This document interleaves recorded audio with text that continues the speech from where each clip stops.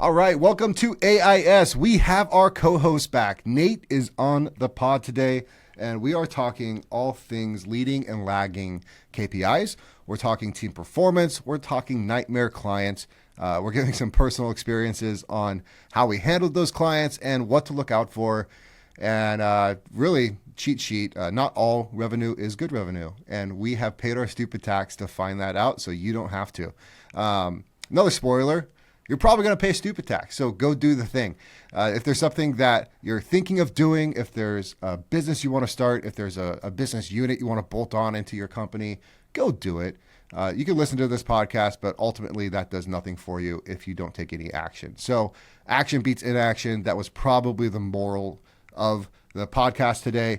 So anyways, check it out. Like, share, subscribe, share it with a friend, and I hope you like this episode.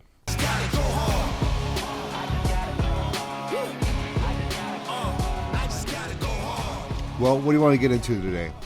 Man, what's going on in your life? We've had some interesting moves and changes here, and I think my mindset's been the same, but overall, it's a matter of just getting the team rallied up to go through the season we're about to hit. I ramped up on some ads. We did a bunch lately that I feel like should have been done a long time ago, and out of no other reason other than just my own pure neglect to want to level up on marketing. But we basically doubled down on Meta, and Google's still producing well for us. We're like crushing our market right now, but with just the local SEO. So I'm opening up our geographic footprint and going a little farther than we were. We were only going about an hour and a half. Now we're kind of going closer to almost 2 hours if I get something that's worth it. So that's a big deal for. You gonna pop up a little satellite?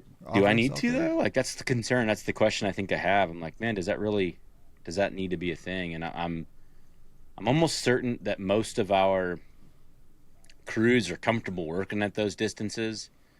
It's more of a how do we oversee the project from a distance? Because then your PM, he can only handle that job. He can't be on multiples, you know.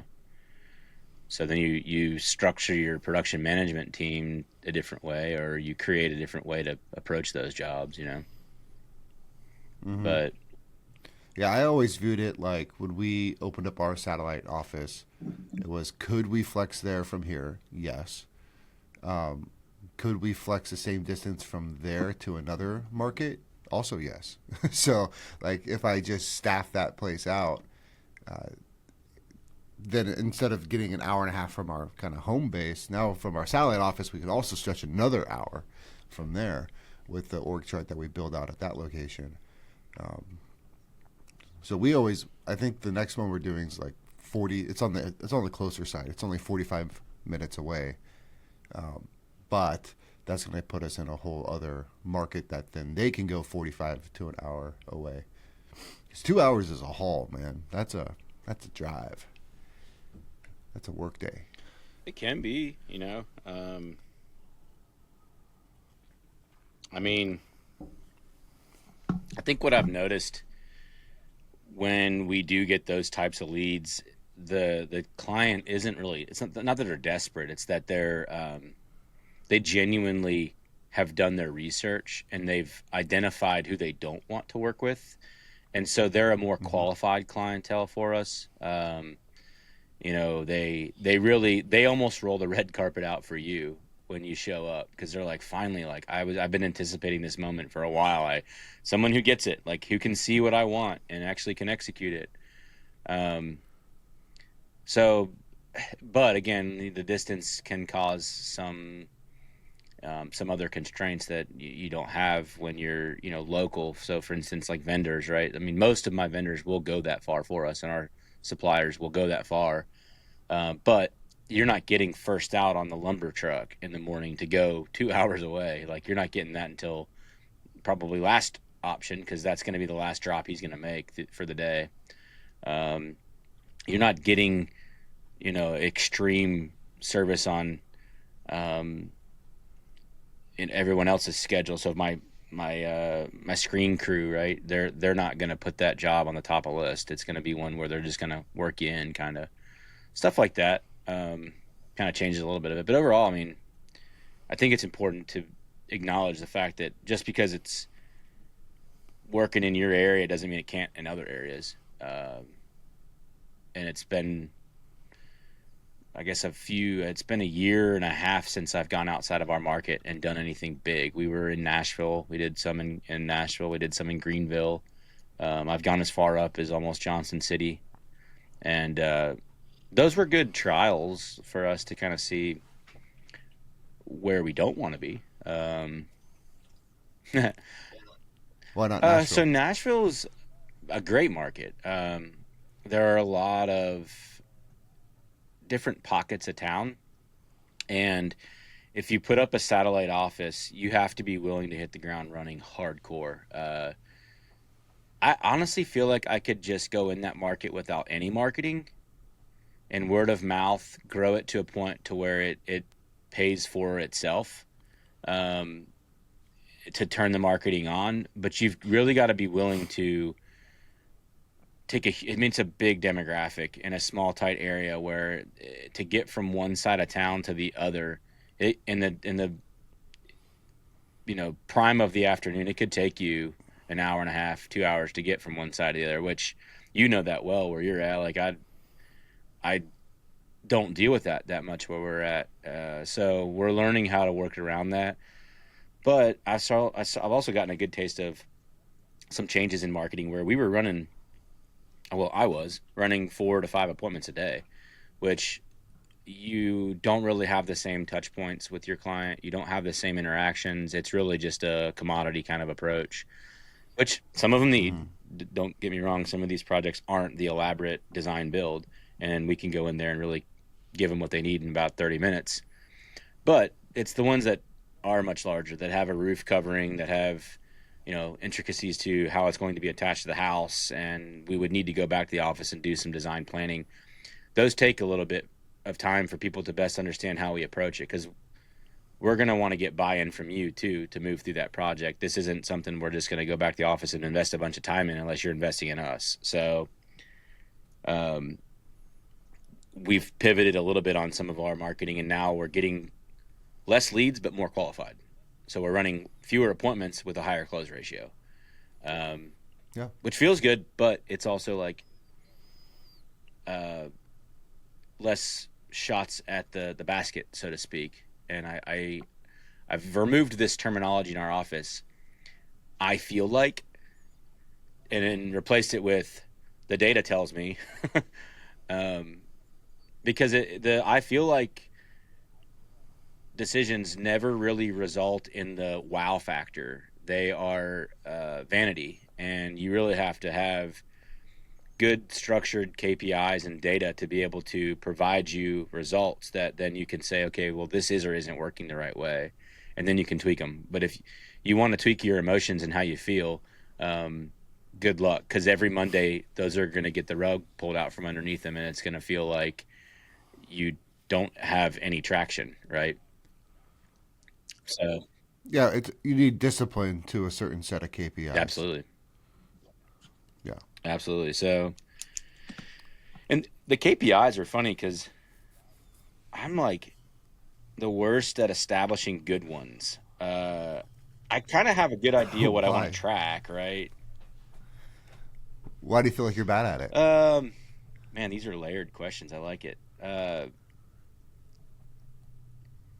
I don't have a feeling towards the if I do or don't like it. What I've seen though is that the KPIs I put up don't substantiate the data that we need to get a good answer from them. And so I've reversed. Which defeats the whole purpose of an Yeah, it's like you're indicator. quantifying things, but Yeah. like for what purpose? There's a big old calendar behind me right now. We were quantifying jobs sold, the revenue produced. We actually, I had color coordinated leads that we were running that turned into something that, or the ones that didn't turn into something, just to be able to have a visual and turn back and look and go, okay, well, they're all green, so we're good, we're winning big, or they're all red, why are we not winning? And that Yeah. helped at first, but then I started going, okay, well, let's take this a layer deeper. We have good tech, good software, good programs to work a funnel and a pipeline the proper way. Those just need to be moved accurately with the lead flow. And then it's really simple. You can run a report and it tells you out of the last 30 leads, this many of them turned into, you know, a substantial return. Yeah. Yeah, I've always had a tough time with leading versus lagging because in construction, I feel it's inherently lagging. It's a even in the field in construction, it's a pretty reactionary type position, and at least for us remodeling. I'm sure with deck building too. You can make assumptions and plan for the worst, hope for the best, but still you're reacting to on-site conditions. You're reacting to weather. You're reacting to a client and their personality and their how they want things to go. Their inherent process that isn't explicit. Yeah. Which the leading indicators for me always boil upstream to marketing and sales, and then in operations it's more so. I almost have like a reset on the KPIs to where it's like, okay, now this is our new leading, right? If we do our to-dos 2 weeks before job start and have a internal pre-con that took 1 hour, right? Yes, cool. We're more set up for success than if we did not do that. So we are more eyes wide open on this job than we were before that pre-con. Great. Like that's a great performance indicator because then you can say, well, black and white, we had the pre-con, great, went well. Job did X, Y, and Z. We didn't have the pre-con on this job, and job went X, Y, Z. So, but the tough part is like it's not like a click-through rate, like it's not. I know my click-through arbitrage, and I know I'm going to make X amount on the spread, and that cost per lead's X, and my average ticket's X, and then I know in 6 months when our sales cycle's done, I could project X amount of revenue. With operations, it's like, well, we're on baseline today. We met schedule today. We're doing everything we can to meet schedule this week, next week. Yeah. Who knows? Like we had a client that just went on a random vacation, shut the job down. It was like, we're gonna go while we're gone. You guys have to halt work. And like not explicit before we started the job. Pulled us off for 4 days, and it's like, well, one, that completely screws my baseline. One, two. Now I have to go talk to 15 other clients, that are in construction or coming up in construction about their timelines. Three, I'm going to be burning my cogs because I'm not going to lay these guys off for 4 days. I'm going to put them on other jobs and try to get ahead, but now that wasn't budgeted in those projects. And so it's just inherently reactionary. Yeah, you like, I mean, man, honestly, 10 minutes into this thing, we've really warmed up to something big. Like, leading versus lagging indicators are probably something that we haven't talked a lot about, but one of the two things that have made you and I really successful, I think, are the fact that that's where our minds are. Like, you and I are 10 steps ahead of most of the people that are in our staff and on our team because you and I believe in those leading indicators, and we see or we like to see or want to forecast. And for us, it's the proactive communication. That's the core value number one for us. And, I can tell you almost ultimately every time when we didn't proactively communicate, it's led us down a path that is going to give a subpar experience or is going to give the subs a miscommunication, and they execute on work that wasn't really necessary, or they didn't even meet the mark. So proactively communicating, but I do have a question for you on your production process and in your agreements with your clients. When you run into a scenario where they almost, like you say, hey, we're piecing out, going out of town, have you ever put a dry run fee or put a program in place for that? So, yes. Typically, it's our burn rate, like per day, because that's how we do our pricing. It's a gross profit velocity. Sales builds out the critical path. a schedule based off of what was estimated. Ops reviews that schedule, adjusts it as needed, and then operations basically signs their life away saying, yes, we can do this scope of work in this amount of time. Now, that amount of time is divided by our overhead, right? So X per day, we're going to make, our goal is $1,500 of gross profit per day of operating days, not including the sales process and everything before that, not including warranty, aggregated in, just when we're on site from break ground to COC, that's how we measure our gross profit velocity. And everyone's incentivized off of that too. Now, when we have a stop work or a change order that stops work and it delays the project a day or 2 days or whatever it may do, typically on that change order or stop work order, there should be the average gross profit per day aligned with the estimated gross profit margin that's added onto the labor and materials of that change order or operating day. Now, does that always happen? No. And I've found that culturally, it really depends on who we're working with. And like the other day, I literally gave away a $3,000 change order. It was a $160,000 job. I gave it away, and just because it wasn't worth the fight with the client, like we had a very clear electrical plan. We went through this electrical plan many times in the sales process. Our proposal reflected this electrical plan to the T, like outlet switches, recessed light locations, new circuits for the appliance locations, all this stuff. And then he just threw a grenade in it and started having my electrician like, hey, can you actually change this over here? Can you change the toilet upstairs? Can you do this? Can you do that? Can you do backing here? And so I halted. I called a meeting. I go on site with my PM, my super, my electrician, the homeowner, the designer. I get all the horses' mouths in one room, right? That way no one can leave here, getting it twisted. Like, we know what we're going to be doing. And at that meeting, we're adding all this stuff, and I give him like just an estimate of like what this change order is going to cost, and he's like, "Oh gosh, like why so expensive?" And I was like, "Well, dude, like you just added 3 days of electrical, and like we have drywall coming up, and then cabinets, and if I push those subs, they're going to give me, potentially a fee as well for messing up their schedules, and it just snowballs and snowballs." To the point where, like, when I got back to the office, I already had 2 emails from this client in my inbox trying to change the change that he already made to try to save costs, but still get what he wants. It's like, well, what if we buy all the switches? I'm like, well, we don't mark up our materials. Like, that's why we don't mark up our materials. So we have no skin in the game on what type of dimmer you use in your kitchen.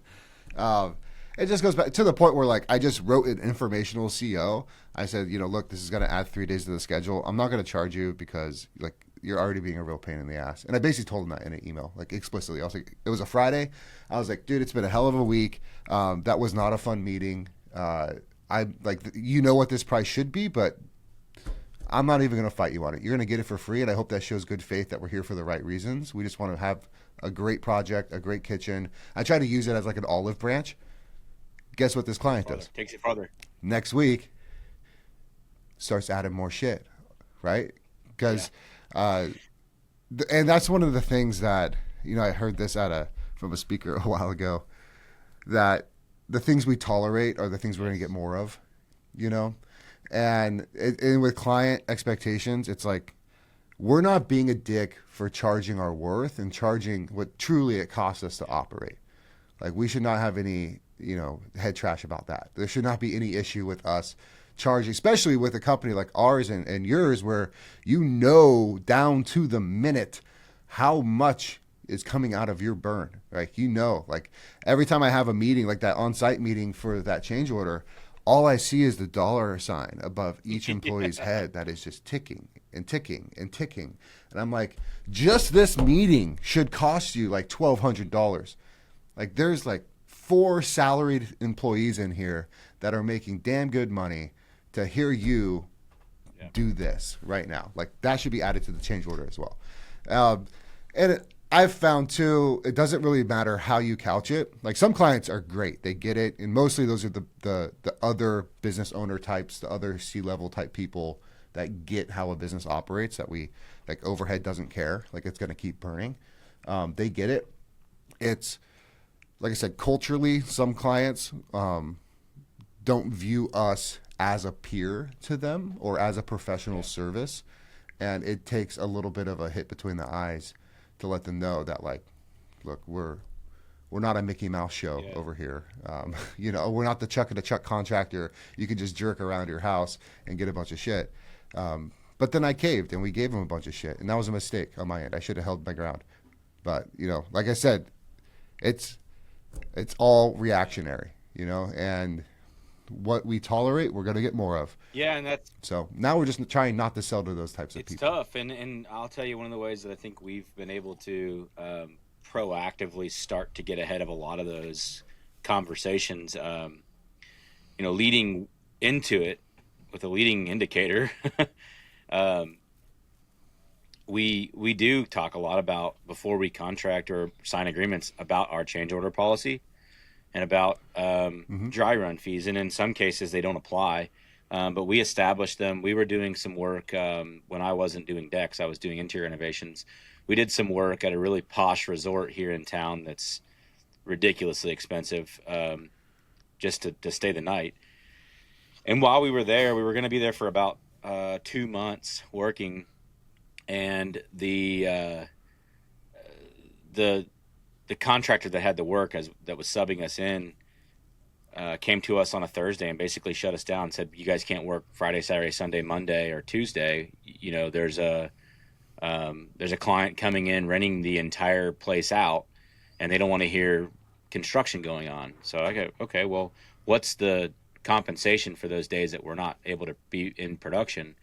And they actually had something in their agreement, but it wasn't enough, and I had to go back to them and counter their offer, and they agreed. And so when we moved forward with our agreement, we recognized that could potentially be an issue on a lot of projects, whether it's on a golf course community or... Well, there's no emotion Yes. attached to that. So we're doing our first commercial kitchen right now. It's the best fucking job we've done all year. And it's one of the smallest jobs. It's only like a $50-something thousand kitchen, like really small, basic finishes. The best client relationship ever. I love it. It's just black and white. It's B2B. There's no emotion tied to anything there. And you know what? They're out of our freaking hair. They're not interrupting us during work. Like some of these other clients, they're literally over our guys' shoulder, to the point where, like, they've probably wasted on average about 2-3 hours a day just asking questions to our guys in the field, to our point where our superintendent's like, "Dude, you have to leave," right? But B2B, there is none of that. It's just business, right? And you know what? We're a half day ahead of the schedule. We're on budget. We're knocking it out.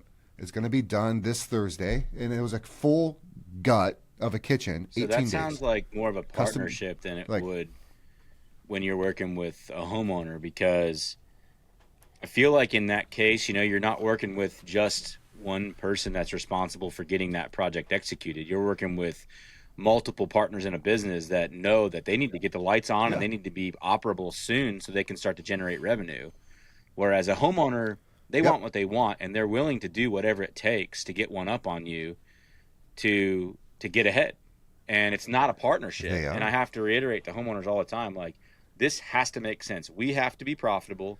Yes, we want you to get what you want, but within reason, within scope, within the agreement. And so we have to have a tough conversation up front to come to our circumstances and best understand what the goals are here and how we operate within those goals. And it's not always a conversation that's had in depth. Sometimes it's hard to get people to slow down and listen to what needs to be done. You just hope and pray that they're going to understand, Yeah, it's a, like you mentioned it, a whole different relationship.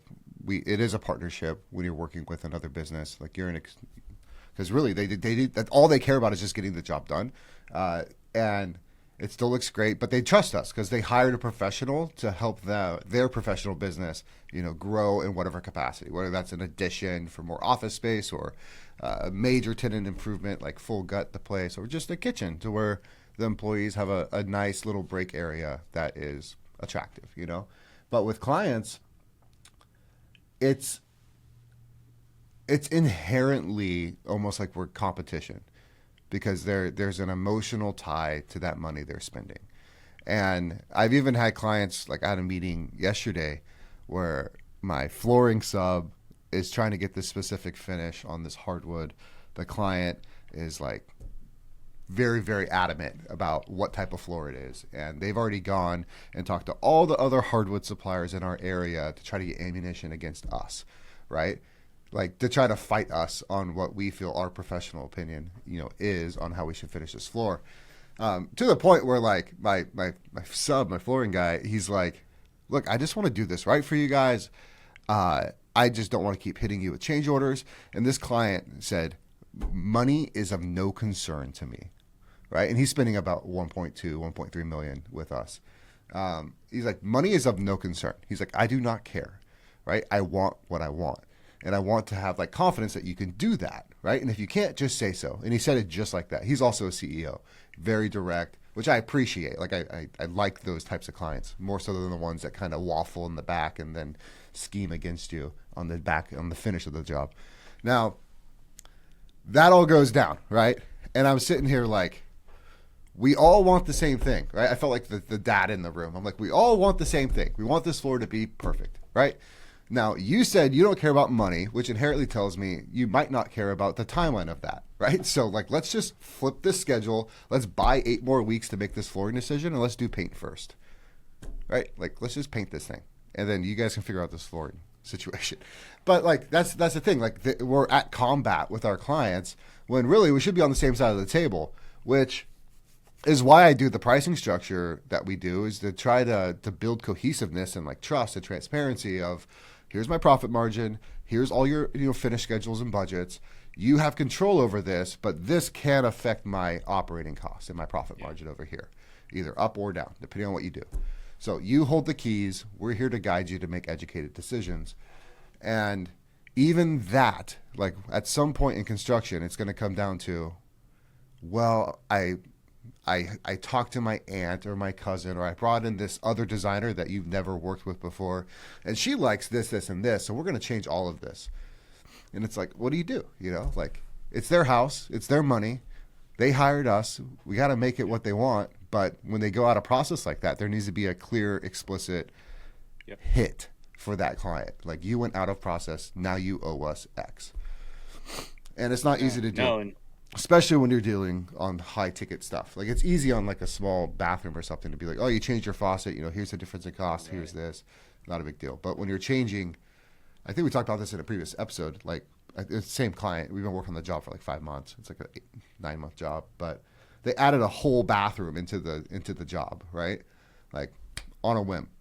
Told our guy, hey, can you demo this out? We're good for the change order. And I believe him. Like he was a referral. I know he has some money for it. But it's like, you just added 23 days to our schedule, if we were doing this bathroom in a vacuum. But now that we're doing it in conjunction with 2 other bathrooms and a kitchen and flooring and a home addition and new windows throughout the home and all this other stuff, how do I fit that into this schedule that's been built to where, like right now, their schedule is offline until I have answers. And depending on how many days it pushes my baseline, that's going to determine how much my change order is going to be. But like, we can't schedule and execute things that are going to change. Yeah, for us, well, I mean, the complexity of the change order is not usually that big of a deal, but we've become more quick to draw the line. I gave a woman yesterday her design fee back because we've been through 2 or 3 renditions of what she wants. We have now full circled back to the exact initial program that we presented, and with that being said, now she's started to draw back and say, I need itemized of everything. And I'm like, we're not that contractor. We understand that this takes what it takes, and we're not nickel and diming this down to the pennies. I mean, and she didn't like that. And in the conversations we've had, I can tell she's not wavering at all. Like she's firm on what she's telling me. So at that point, we're not a good fit. And to carry her through a production of a project that may or may not check off all the boxes that she wants by deviating from our process is going to create a subpar experience. and won't be great. Well, that's a tough one because, like for us, everyone is tied to everyone else's success in doing their job effectively, right? So like. We just implemented, we have a QA/QC process where we submit a budget to operations. Operations gives us permission to sell that job, right? So operations signs off. They give us literally permission to sell.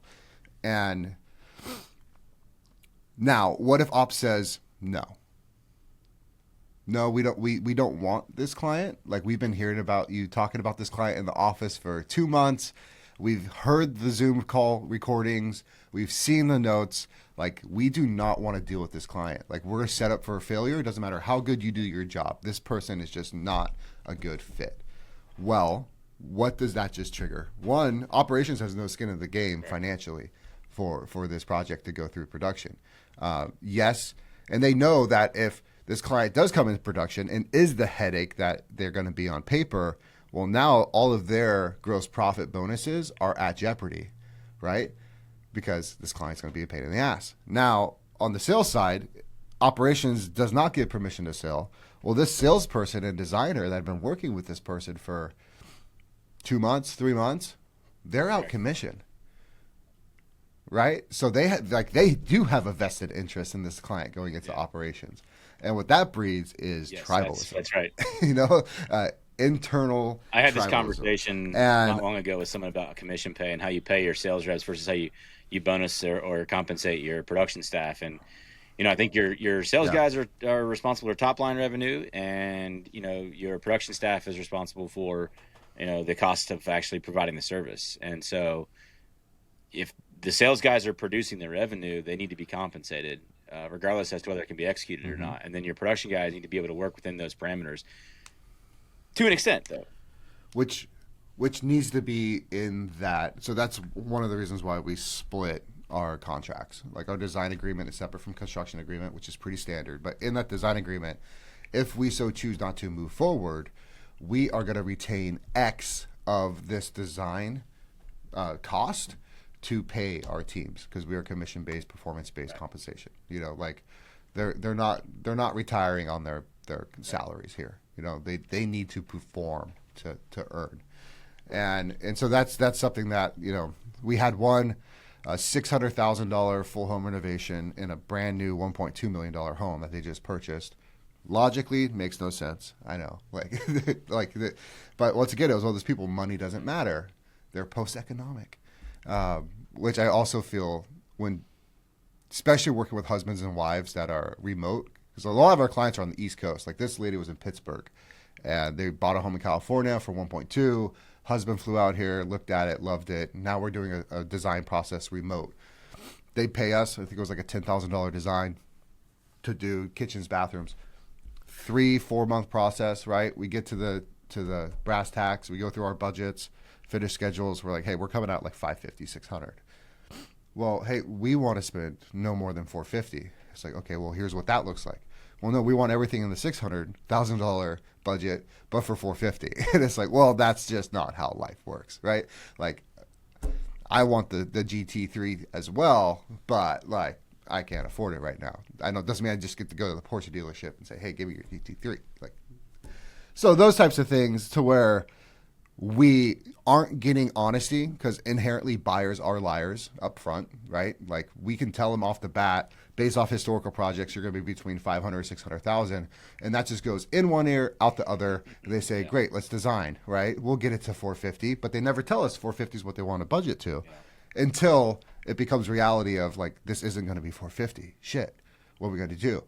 And then, so we break. We did not, get permission to sell from me because I was a part of this process. And I told our salesperson, like, this lady is a stage 5 problem. Like this, she is going to cause havoc on our crews in the field. We can't do it. Anyways, and then homeowner backs out. Then she goes to all of our subcontractors, all of our subs to go confirm our pricing, right? It chewed up. Like we don't mark up our subs. She saw that. The bid was the same to her from our subs. All of our subs declined to work with her. So now she literally has, and like to the extent to where if she gets another contractor that then goes to our same sub, to hold that price for her cabinets or stone or whatever, they won't touch it. They won't work with anyone with this person because she's caused that much havoc in our process. And our subs see that too because we're submitting for 10 requests for proposal, like on every design iteration. It's just like, hey, we need this updated. Hey, can we get an updated cabinet schedule here? Updated price point here. Updated stone. We're setting a meeting at our vendors. Everyone sees this person's a problem, right? So then it comes down to like, once again, leading or lagging. Like, how about we just never go to that person's house in the first place? And I know that that's kind of, especially in today's climate of sales, it's like go to every job. Like that's kind of taboo. But like if I could never meet this person, my life would have been so much better. One. So like then how do we quantify like what type of person this is and how do we eliminate them from all of our targeting to the best of our ability in marketing? And then how do on the phone, like what indicators can we have in that first phone call that this person's going to be a problem or not? And once again, it boils down farther upstream. So now our CSR, she has a weighted KPI to where she puts a confidence score on every single call, which is pretty typical, that goes with the intake form. And then in our weekly sales meeting, she's the one that's saying, hey, this person said X, Y, and Z. They wouldn't give me a budget, red flag 1. They want to start like next week, red flag 2. They wouldn't let me get off the phone without booking them, but I didn't want to book them, red flag 3. So basically, you just need to go there and snuff them in person. Because we're not going to get a bad review because we didn't show up for a job walk, right? We're still going to go on the job walk, but we're going to let them know explicitly on that job walk, hey, it looks like we didn't have a budget on your intake form. Like, what's up with that? It looks like you want to start next week. Like, have you done this process before? It's an 8-week process to get this permit on top of an 8-week design process. Like, we're 16 weeks out. Just legislatively, we're 16 weeks out, right? And so, like, what are these red flags, right? Let's work through it. And then we just snuff them on site. But once again, when you're trying to grow, like, it's tough to compartmentalize, like, really segregate. Not all money is good money, and this money is good money, this money is not good money. And then why? Why is this money not good money? Yeah. That's the toughest thing to do is like saying no to a $500,000 project, like a part of you dies. Because for most people, myself included, when I first started, that's what I dreamed about. Like, man, $500,000 contracts, $1 million contracts, $2 million builds, like all this stuff. It's going to cost you more to do the job. And it's going to take fucking years off your life, homie. Like, but just to get to the COC, you're going to lose 2 years of your life for that $2 million contract if it's the wrong person. So we're on the flip side. We have a client local here, 5 minutes from our shop. Same job size, like $500,000 job size. The best clients ever. Like, the most humble, sincere, genuine people I've ever worked with. To where like money is a thing to them because like they're responsible people. They're not like they don't clout chase and all that stuff. They have a change order. They're apologizing. They're like yesterday they didn't like the casing detail that was in the proposal, in the design, the whole 9. They want to do a change order and they're like apologizing to us. And I'm like, guys, like it's so refreshing that you care as much as I care about your project and that you're apologizing to us for giving us more money, But like. Yes, it's going to be a change order. It's not a big deal. Like, honestly, most people would be trying to find out how they can go through our contract and proposal and how they can screw me to say that we should have done this casing in the first place, not just come out flat out and be like, gosh, I'm so sorry we're adding more work to this job. Like, we understand there's going to be a delay to get the materials and it's going to take a little bit longer to install and all this. I'm like, oh, can I replicate you? Like, you're such great people. I want more of you. Yeah, I mean, I think back to your, your comment about making sure that you're still at least showing up in some form, so that you don't get negative feedback or a review that's, hey, they never even came out to meet with us, even after they disqualified us. I think it's important to acknowledge the fact that there aren't contractors that think like this that will take the time to still come out there and educate. And one of the things that we'll tell someone on the phone is, hey, look, we still don't know if we're going to be the best fit for you. We're not still even sure we can make this happen for you, But the only step that we can take next is to physically meet you in person and see if the relationship will work. So when we come out, we're Yeah. qualifying you just as much as you're qualifying us, and we need to be understanding about that sort of process. Um, Give me a second here. There's a check I need to sign. Yep. Sign that cash money, homie. To the Fraternal Order of the Police Lodge, number 2.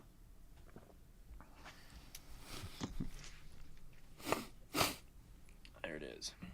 So it's yeah, it's important to make sure we're educating, and that's what we want to be known as. I don't want to be known as the guy that is has an ego and doesn't even show up to talk to us because he just thinks he's so good that we can't afford him, kind of Yeah. thing. Because that's what I've gotten as far as feedback from people that even when we go out there and I tell them to their face, like, this isn't a good project, we would not be a good fit for this. They're great to your face, but then when the drip campaign comes in to give them more education and stuff, then they shut it off, and or they give us negative feedback from that in text because they don't want to do it to your face. That's Yeah. okay. I'm big enough and old enough to know that those are the types of clients that even during production, if you got it perfect and you've worked it all out, it's still not going to go great. Knowing when to say no. I mean, and I think that's part of, like, when you see lagging indicators in projects, those are great learning lessons to have during your weekly and quarterly meetings with your team to start to go, what are these telling us? Why are we having the same types of concerns over and over? And what can we do to sort of prevent that from happening, right? Well, and also, like, back to like what you tolerate, you get more of. Saying no is going to make so many more easy yeses. It's just you have to say no enough to the things you don't want. Yeah. So like if what do you want to be known for? Like, if we want to be known for custom full home renovations, I need to start saying no to hall bathrooms, right? Because I'm going to keep getting more hall bathrooms. If all of our final photos are just hall bathrooms, guess what? Someone goes on Instagram, sees me, they see a bunch of bathrooms, they're going to tell people we do bathrooms, right? Like, I don't want to be known for bathrooms. So we need to say no to bathrooms. We need to say no to patio covers. We need to say no to exteriors. Only need to say yes to the specific outcome that we want for 5 years down the road, like today, right? And that was something intentional when KHB started.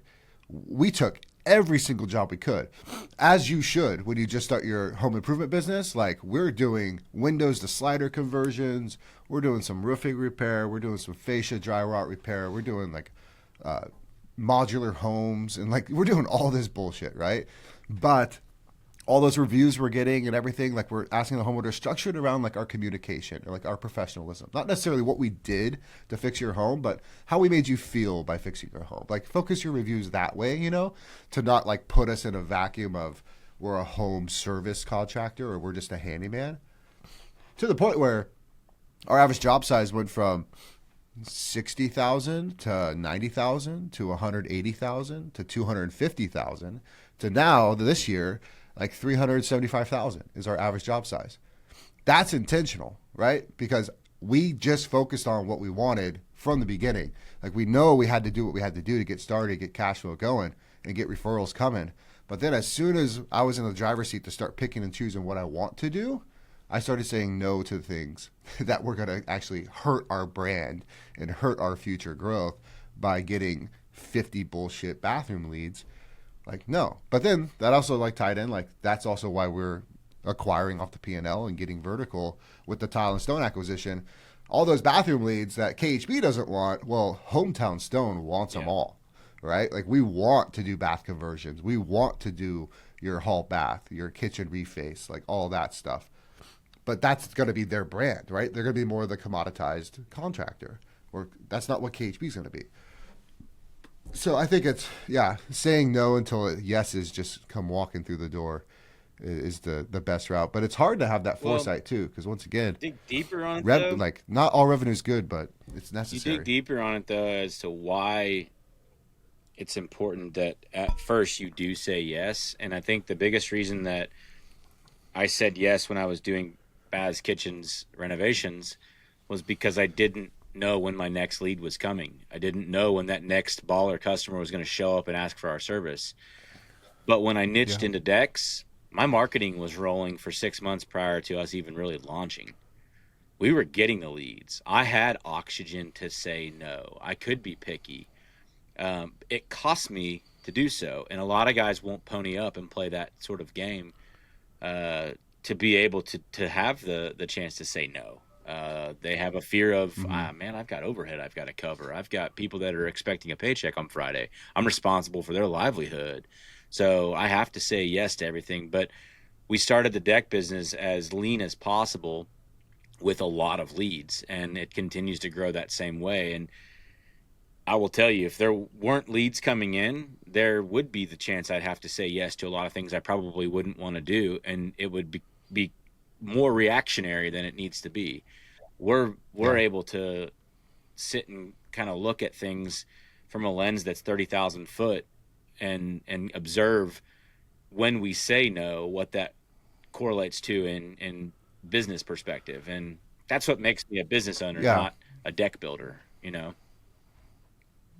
Yeah. And there's a huge difference. A huge difference. And I also think of like all the stupid taxes that every business owner is going to pay. And I think every contractor listening to this can think of that one stupid tax that they had to pay that like really stuck with them, you know? And I would rather pay that stupid tax up front, you know? Like if you're going to eat shit, don't Yeah. nibble. That's why I dive in, I get shit done, I push, push, push, push, push. I'm gonna make a ton of mistakes. I'm gonna break a ton of shit, but I'm gonna come out of it the wiser, And moving forward, I'm not gonna make those mistakes Right. twice. But what I think most people should do, like starting their company, is go out and do like build a process that can handle any type of environment. Whether like for us, like our process would work on decks. It would be a little bit exhaustive and a little over the top, in my opinion. But like our design and sales process could handle decks. It can't handle bathrooms. It can handle a $2 million custom build. It could handle a custom kitchen. It could handle a new roof. Right? Like our process is rigid and repeatable enough that we can insert service that we do and it can be replicated. And the only thing that's going to change is the velocity of that sales cycle. But to get to that point, it took going through a bunch of fucked up situations and a bunch of really messy jobs and interesting clients that are still coming through the door today to get to a point where like the input is consistent enough to where we can forecast the output. You know, like if we do X, Y, and Z consistently, predictably, repeatably, we're gonna get X, Y, Z on the output, and once you can get to that point in your processes, it really just comes down to a math game. It comes down to attrition. How many leads for full homes can we get? How many leads for kitchens? How many for bathrooms? How many for custom builds? How many new for ADUs? And if I can get X, Y, and Z, and then reverse engineer that to my click through arbitrage is going this way, my cost per lead is going this way, my close rate's this way. I just know I need to put this much into the machine, and then my repeatable process is going to spit out this output. Um, and even then, it's probably to like a 75% science. There's still the 25% of, you change a campaign, or Google changes their whole UI with AI summaries, right? And then it's like, well, shit. Now we gotta like figure out how do we get in the AI summary? How do we optimize our website and all of our online presence to be like AI ready to be scraped, the easiest with the best information. So we're in the summary on every service location that we're at. And so the game never stops. You always have to keep going, but input output, right? Like how can you make the input so consistent that the outputs are repeatable and predictable? Which I really think is any business. And I always joke like we're starting an indoor golf simulator club. I know it's a shiny thing, but it's a passion of mine. I go every morning anyways to this other club. And so I'm starting my own. I got an investor. I've raised about $500,000 to go launch 2 locations. And I got an operator for it, so it's not going to take. It'll take a lot of time up front, but like going through the numbers, one, I love starting new shit. I think every entrepreneur does. It is like a toxic trait. But going through all of the KPIs I'm establishing for marketing, like pre-launch, like on the go-to-market strategy, has been so easy compared to what I had to build out at KHB. And it really just affirmed to me that like contractors are God's gift to society, man, because we are playing on hard mode. Like there are so many variables that because like even like direct to sale, like there's no real direct to sale marketing campaigns for service industry. Right? On products, yes, like you're selling a bath insert, Home Depot can send you a direct to sale ad for a bath insert, you buy it, order it online, you pick it up the next day. Great. That doesn't happen in construction. No matter what you're selling, even if it's a bath conversion that you can get this, one call close over the phone, you still have to have the phone call, right? You still have to have that conversation. You still need to interface with that client to some degree with a person.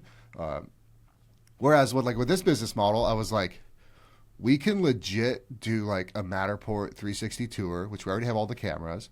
We can narrate that tour. We can have the virtual walkthroughs. We can have a direct to sell QR code and link that they can book their first session for half price. They get a key code that goes 24/7. They can just log in and go into there. There's no staff. There's no interfacing with another human. It's literally a zero overhead, zero. Like I was like, how can it be this easy? I was like, why did I pick the hardest business to start? Because this is just gonna spit money. It's so funny. And then going back to construction, it's like, man, like how now that it's such a simple, clear picture of like this new business model that is legitimately going to spit off like 20K in free cash flow at 80% occupancy at each market. So like within the first 9 months, like it's incredible the revenue model that it has. But then I'm looking at that and I'm like, well, how can I take some of that simplicity and like bolt that on into my super complex, highly interfaced, custom remodeling company to where maybe there are ways that we could get simpler on our process. Maybe there are ways where we don't have to interface, that in depth up front and have that much skin and time commitment before we even get a check, so it kind of shifted my paradigm on, does KHB have to be as complex and difficult? Because then you have this over here that arguably could be just as big, if not bigger, in the next 5 years with like 2 people. Yeah. So it's interesting, man, that I don't know. Construction, I think I say this every fucking episode. It's business on hard mode. It's one of the toughest businesses because we went through this in our sales meeting yesterday. I was talking about leading and lagging indicators and how everyone's success is built on the backs of someone else's success that came before them, except for marketing. But even then, marketing is really built off the back of our production teams fulfilling our promises to our clients, right? Like if production does shit, we have bad reviews. Well, marketing's going to have a really hard time getting new qualified leads in the door because when they Google you and you have 10 one-star reviews, so everyone is really reliant on everyone else. And I was trying to tell, because we broke down our process there's 3 CEOs in our company, right? The CSR is the CEO, the salesperson is the CEO of their process, the project manager is the CEO of production for their jobs. And I was like, well, project manager, you can be the best CEO of your department ever, right? Like you could be the most thoughtful, have the farthest foresight, have the most experience of what could go wrong and what might go wrong. But if your CEO in the sales department is shit, and you're set up for failure off the bat, it does not matter, right? You're going to fail because they failed. And if marketing and the CSR are not great CEOs and they're setting up, a bunch of trash and they're not pre-qualifying, they're setting improper expectations, the salesperson, doesn't matter how good you are, you're going to be set up for failure, right? So like everyone needs to work. We need to have an upspin spiral of success, right? Because that's how it has to work. Yeah. But yeah, man, I do know it's fucking tough. It is, and we can analyze it a million different ways, and people and processes are what establish the groundwork for that. But even then, there's got to be a common theme and a direct line approach to where everyone sees the tether, the line that is leading to the end result. Yeah, I'm not. I'm more sold on the people side of it lately because I've had to fire some people and bad culture fits. Actually, I had a leadership position just quit on the spot. Like this guy was a director of operations for a nationwide company. He has the MBA. He has the paper resume. It looks great. Quit on the spot due to stress. Stress of the job. And I was like, well, like, welcome to the big leagues, homie. Like, I've been, like that is the job. Like, you're going to have stress. But I went to Pinnacle in Chicago, and it's always good listening to some of these 100 to $200 million CEOs speak about, their, frameworks that they filter through. And one had a really good, systematic approach to people and basically had like business systems as the overarching housing for the processes, and then the processes be what the people are doing, but the systems has the fail safes to make sure that the processes are being followed. And then there's just like key business disciplines that align those core groups.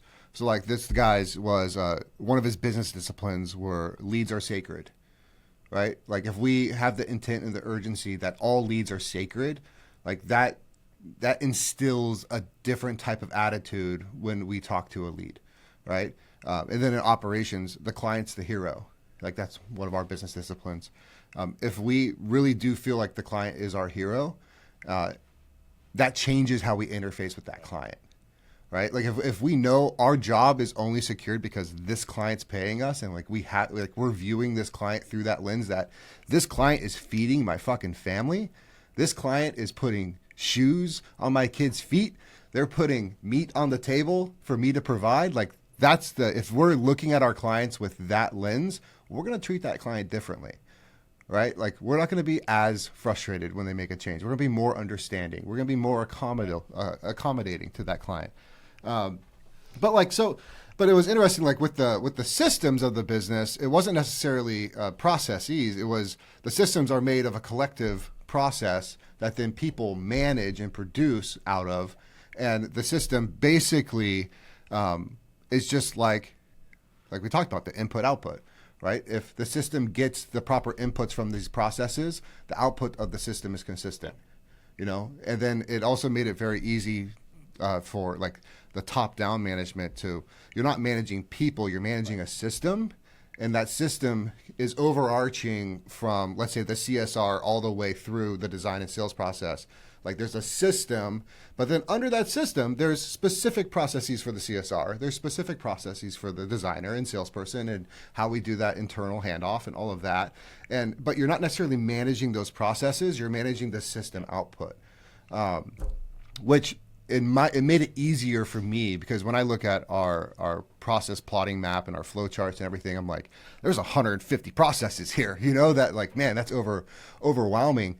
But now I'm viewing it through the lens of like, no, I'm a systems manager, right? And I know the output of that system, what it should be. And when I get an inconsistent output, that's when I need to have the little siren go off. I don't need to micromanage my people in the process. I need to micromanage the system's output, which it changed the time horizon for me. It changed like what's important, what's not important, especially because every process is essentially a playbook, right? There's the end goal is all that matters. I don't really care how you get the A to B. I care that you get the A to B with the right output in a certain amount of time.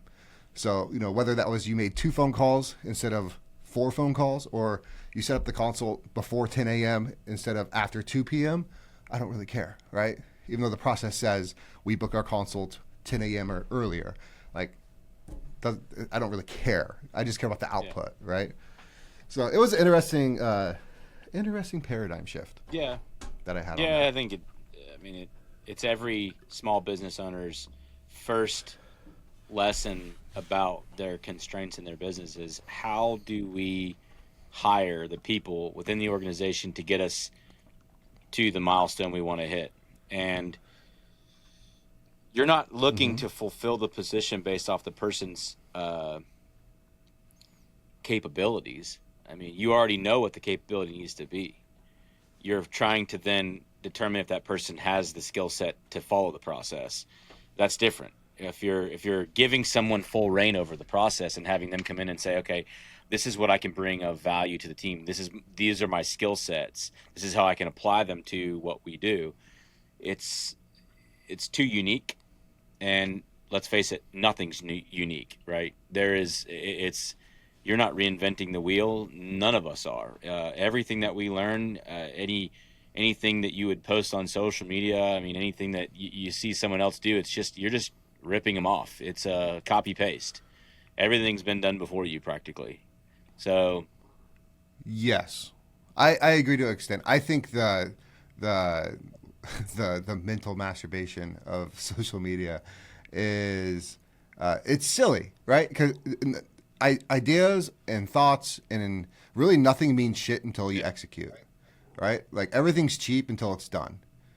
You know what I mean? Like, and so I don't know. Like for me, like we're pushing now like close to 50 people, and like that's real. Like that's real action.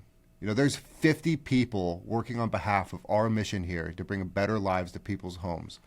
Like 50 families. That's action, right? And all of those people aligned, you know, not all of them are. Inherently, we're going to have people that aren't. But 50 people executing every single day on a mission, that drives difference. Like that makes change. To where like the thought of doing something, or the regurgitating Zig Ziglar seminars, or just even like the Hormozy stuff, which is why I can't listen to him all the time, because after a while it's like I get it, Alex. Okay, I get it. Like let's do it. I get it. But what I appreciate about Alex is just go fucking do it. Right? Like go start. Action beats inaction every day of the week, and I totally subscribe to that. Because there's so many of the coaches, the online presence, where they talk about these. They're basically regurgitating platitudes. You know, it's just at some point, like turn off this podcast and just go fucking do it, right? Like just go fail, go get it done, go pay your stupid tax. You're gonna have to pay it regardless, no matter how much information you have, no matter how prepared you are to go do what you want to do. You're gonna pay stupid tax. The more prepared you are, the harder it is. Just go fail.